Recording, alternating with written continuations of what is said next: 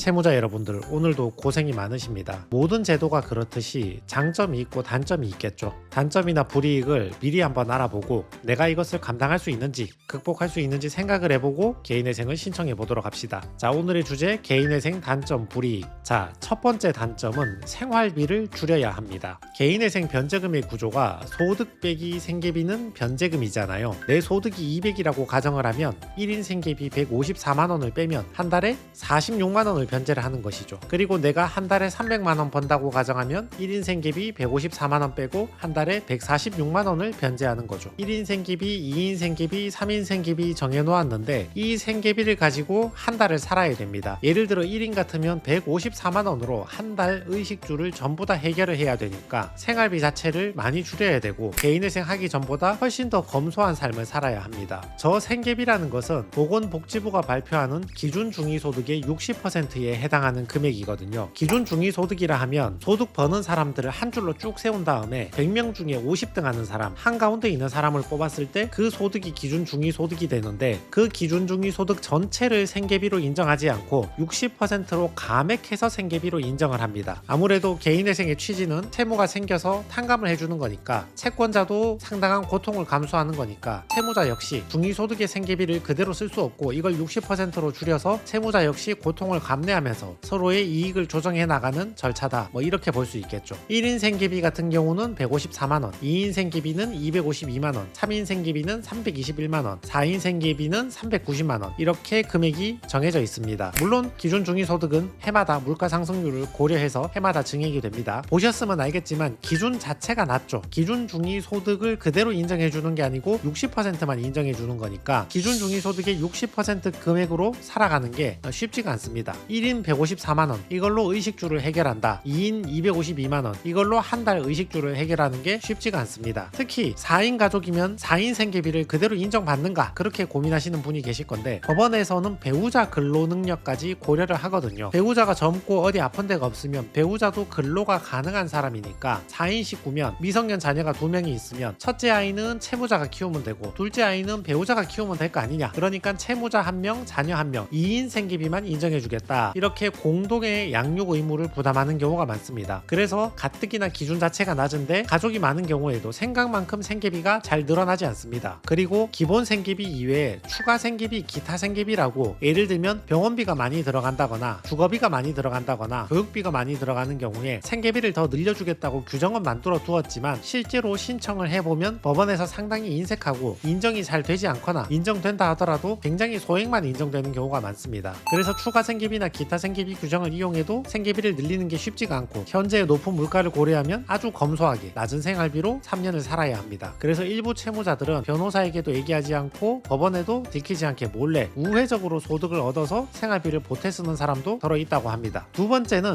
신용카드가 안 됩니다. 여러분, 은행 업무는 가능하고요. 은행 가서 통장 사용해서 이체하거나 체크카드 쓰는 거 이런 거는 가능한데 신용카드가 안 됩니다. 신용카드도 일종의 신용을 전제로 한 대출이잖아요. 내가 쓰고 나중에 갚아야 되는 거잖아요. 그러니까 신용카드는 개인회생하는 사람은 할 수 없고 내 통장에 들어있는 돈을 쓰는 체크카드는 당연히 가능합니다. 교통카드나 하이패스 같은 경우도 후불리죠. 일단 쓰고 월말에 갚는다, 이런 방식으로 하는 건 안 되고, 물론 선불로 충전해놓고 쓰는 건 당연히 가능하죠. 그 외에 은행 업무, 이체 이런 것들은 전부 다 가능합니다. 안 되는 건 신용카드, 요것만 안 됩니다. 물론 일부 채무자는 차라리 잘 됐다고 하시는 분들도 계시죠. 저 카드 때문에 자꾸 채무가 늘어나니까 개인회생하는 기간 동안 아예 못 쓰는 게 차라리 잘 됐다, 뭐 이렇게 생각하시는 분들도 있는데 또 급하게 필요하신 분들도 있으니까 신용카드를 쓸 수 없다는 것도 고려해 보셔야 됩니다. 세 번째는 신용대출이 안 됩니다. 자, 여러분 개인회생을 신청하시면 연체한 사람하고 똑같은 상태거든요. 연체한 사람은 신용이 점수가 매우 낮아지니까 대출이 안 되잖아요. 개인회생도 마찬가지입니다. 연체된 상태에서 개인회생을 신청했든 연체가 안 된 상태에서 개인회생을 신청했든 이 뒤로는 대출이 쉽지가 않습니다. 전세보증금 대출이라든지 아파트 담보대출 같은 거, 그리고 코로나 때 자영업자들 국가의 정책자금 대출 같은 거 많이 나오잖아요. 이런 대출들이 전부 다 쉽지가 않습니다. 새해에 변경된 내용인데 요거 숙지하셔야 됩니다. 그러면 신용카드, 신용대출 안 되는 건 알겠다. 개인회생을 하면 신용이 낮으니까 안 되는 건 알겠는데 언제 다시 가능해지는가? 예전에는 3년인데 개정해서 1년으로 바뀌었습니다. 구체적으로 살펴보면 1년 동안 성실하게 상환했을 때는 개인회생 정보를 조기에 삭제하겠다는 취지로 신용정보원 규약이 개정되었다. 지금까지 개인회생 정보 공유 기간은 면제 기간이 3년에서 최장 5년까지 정보가 공유가 되었는데 있는데 앞으로는 1년간 변제 계획을 성실히 이행한 경우에는 조기에 삭제가 된다. 워크아웃이나 새 출발 기금을 할 경우에는 1년만 성실하게 상환을 하면 공공정보 삭제를 허용하고 있는데 개인회생에는 3년이나 5년이 불합리하다. 개인회생도 똑같이 1년만 성실히 상환하면 삭제할 수 있도록 하자. 이런 취지로 신용정보원 관리규약을 개정을 하였던 것입니다. 기존에는 여러분이 개인회생을 신청하면 3년 변제를 하시잖아요. 3년 변제가 끝나고 나면 면책결정을 받잖아요. 면책결정을 받으면 내가 3년 동안 변제했지만 변제 못하고 남은 채무가 있잖아요. 그 채무를 탕감받는 것을 면책결정이라고 하죠. 그래서 3년 변제를 마치고 면책결정을 받으면 법원에서 신용정보원에 통지를 해줍니다. 그러면 신용정보원이 회생한다는 사실, 즉 공공정보를 삭제를 하거든요. 그러면 은행에서 신용정보원에 신용을 조회해도 이 채무자가 개인회생한다는 사실을 더 이상 알 수가 없는 거죠. 그래서 기존에는 3년 변제를 마치면 신용점수가 회복이 되어서 사회초년생 수준으로 회복이 되는데 신용에 따라서 신용점수가 올라가기 시작하겠죠. 3년 변제가 끝나면 신용카드와 신용대출이 가능하다. 이게 기존의 규정이었거든요. 근데 워크아웃은 1년, 새 출발 기금도 1년 만에 공공정보를 삭제해 주는데 왜 개인회생만 3년, 최장 5년까지 버티고 있는가? 이게 불합리하다. 이런 비판이 지적이 되어서 1년만 성실히 상환하면 공공정보를 삭제하고 회생한다는 사실을 삭제해버리자. 그래서 신용이 회복되도록 만들어서 신용대출과 신용카드를 빨리 쓸 수 있도록 해주자. 이렇게 개정을 했다는 것입니다. 다만 신용정보원 규약은 25년 7월달에 이미 개정이 되었는데 실무적으로 추진할 수 있도록 아직 준비 중이며 신용정보원에서는 회생 사실을 삭제하고 공식적으로 은행은 신용정보원에 조회를 해도 이 사람이 회생한다는 사실을 조회할 수 없겠지만 각 금융기관은 별도로 스스로 채무자에 대한 연체 정보를 가지고 있겠죠. 특히 채무자가 돈을 빌리고 못 갚고 개인회생 채권자 목록에 넣은 은행 같은 경우는 3년이 아니라 더 긴 시간 동안 그 사람이 연체했다는 사실을 계속 인지를 하고 있겠죠. 그래서 1년이 지났다고 즉시 신용대출과 신용카드가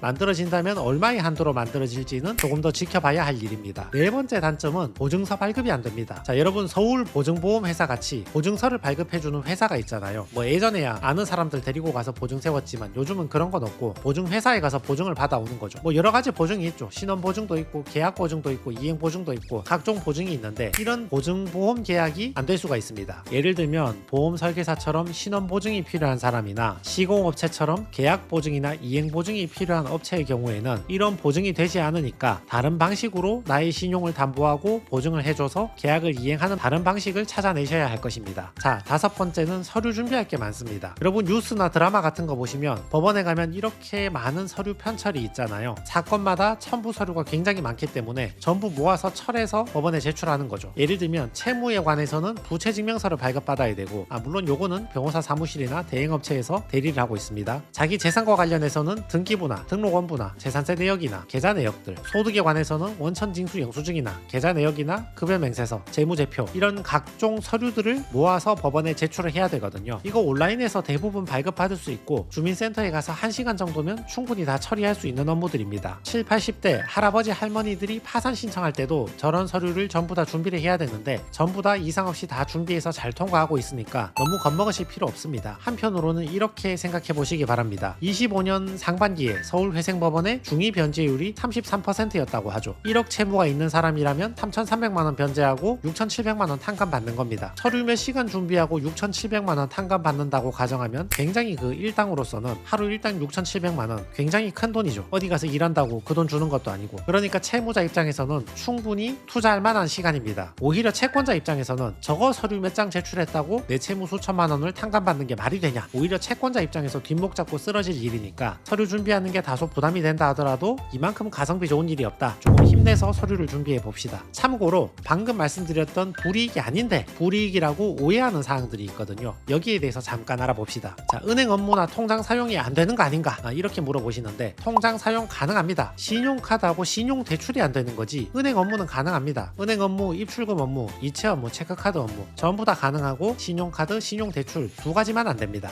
다만 내가 채무가 없는 은행 계좌를 쓰는 게 좋겠죠. 내가 신한은행에서 1,000만원 빌린 게 있는데 신한은행에 200만원 입금해버리면 신한은행이 200만원하고 자기 채권 1,000만원하고 상계를 해서 800만원만 갚으면 된다. 이렇게 상계를 할 수 있으니까 채무가 없는 은행의 계좌를 사용하는 것이 좋습니다. 자, 휴대폰을 쓸 수 있습니까? 예, 쓸 수 있습니다. 기존에 쓰던 거 요금 납부하시면서 계속 사용하시면 됩니다. 단 소액 결제 많이 하신 분들 있잖아요. 소액 결제 금액 200만원씩 이렇게 되는 분들 있죠. 그래서 LG U+를 채권자 목록에 집어넣고 탕감 받겠다 이런 분들 있죠. 그런 경우에는 내가 포함한 통신사 채무는 탕감 받을 수 있지만 그 통신사는 당분간 사용하기 힘들 수가 있겠죠. 그리고 신규 초가입하실 때 방금 말씀드렸지만 신용 대출 안 되잖아요. 고가의 할부폰 쓰시는 거 이거 신용을 전제로 할부 거래하는 거잖아요. 그러니까 요거는 안 될 수 있고 일시불이나 선불폰이나 중고폰 이런 거 쓰는 거는 전부 다 가능합니다. 해외여행 가능한가? 가능합니다. 개인회생 한다고 해외여행 금지되고 그런 거 없습니다. 대신 개인회생 재판을 하고 있는데 재판 직전이나 재판 중에 해외여행 가서 많은 돈을 써버리면 사치나 탕진이 문제가 되어서 청산가치에 반영될 우려가 있는 거죠. 직장이나 회사에서 알게 되는가? 모릅니다. 여러분이 개인회생을 안 하고 버티시면 채권자가 여러분 회사에 월급을 압류하겠다고 압류 결정문을 보내겠죠. 그러면 법원에서 여러분 회사에 압류 결정문을 보냈는데 회사가 인지하게 되겠죠. 아, 이제부터 월급을 이 채무자에게 주면 안 되고 신한카드에 줘야 되는구나. 이 채무자가 뭐 문제가 있구나. 이걸 인지하게 되겠지. 근데 그와 반대로 개인회생을 신청하시면 금지명령이 나오기 때문에 금지명령 받은 이후로는 채권자는 채무자에 대한 압류 신청을 할 수가 없기 때문에 직장이나 회사에서는 알 수가 없습니다. 개인회생하면 못하는 직업이 무엇인가? 없습니다. 어떤 직업이든 가능합니다. 개인회생하시면 어떤 직업이든 가능하고 현직 공무원, 경찰, 군인, 교사, 대기업 전부 다 개인회생 많이 하십니다. 파산의 경우에는 일부 직업을 못하는 게 있거든요. 공무원, 변호사, 회계사 이런 직업 못하는데 파산하시는 분들 중에 이런 직업을 도전하시는 분이 거의 없기 때문에 파산도 사실상 직업의 제한은 거의 없이 파산 끝나고 자기가 하고 싶은 자영업을 다시 한다거나 어디 중소기업이나 자영업장에 취업하는 거는 자유롭게 가능합니다. 자, 개시결정 받자마자 대출 권유하는 대부업체가 있던데 이거 대출 받아도 됩니까? 뭐 이론상 받아도 됩니다. 방금 말씀드렸듯이 큰 은행, 뭐 1금융권이나 2금융권 이런데 그리고 카드사 같은 데는 방금 말씀드렸듯이 여러분이 면책 결정을 받을 때까지는 새로운 대출이나 새로운 카드를 만들어주지 않거든요. 물론 3년에서 1년으로 줄이자고 규약이 개정되었지만 근데 그런 큰 은행 말고 조그마한 대부업체들 있잖아요. 개시결정 받자마자 소액대출 해주겠다고 권유하는 경우도 많이 있거든요. 뭐 이론상 그런 대출 받고 싶으면 받으셔도 됩니다. 다만 그런 대출들은 대부분 금리가 높기 때문에 최고금리 20% 받는 경우가 많으니까 그 대출은 받지 않기를 권유드립니다. 괜히 그거 돈 몇백 대출 받았다가 기존에 변제금 내야 되는데 새로운 대출 이자 내기도 벅차다. 새로운 대출 이자 못 내서 돌려막다가 기존 변제금 못 내서 개인회생 폐지되면 더 큰 낭패니까 가급적이면 받지 않기를 권유드립니다. 소득이 늘어나면 변제금 더 내야 되는가? 이건 세모입니다. 원칙적으로는 정해진 변제금만 납부하면 되거든요. 소득이 늘어나도 늘어난 소득은 내 거고 소득이 줄어들어도 내가 알아서 변제금 구해와서 내야 됩니다. 다만 조건부 인가를 받는 사람들은 더 벌면 더 내야 됩니다. 조건부 인가가 무슨 말이냐면 채무자가 소득을 더 벌면 변제금을 더 높여서 내겠다는 것을 조건으로 인가를 내려주는 걸 말하거든요. 이 조건부 인가가 붙은 사람은 더 벌면 더 내야 됩니다. 그러면 누가 조건부 인가가 붙는가? 이전 직장보다 현 직장에서 소득이 크게 낮아졌다. 또는 동종업계 대비 지나치게 저소득이다. 최근에 취업했다. 실제로 다니는 직장인지 가짜 직장인지 굉장히 의심스러운 직장이 있다. 최근 채무가 많은데 변제율이 낮다. 이런 경우에 조건부 인가가 무조건 나오는 건 아닌데 나올 가능성이 많이 높아집니다. 결론 한번 내려봅시다. 개인회생의 단점과 불이익은 어떤 것이 있는가? 첫 번째는 생활비를 줄여야 한다. 극도로 검소한 삶을 살아야 한다. 두 번째는 신용카드가 안 된다. 세 번째는 신용대출이 안 된다. 네 번째는 보증보험이 안 된다. 다섯 번째는 서류 준비를 해야 된다.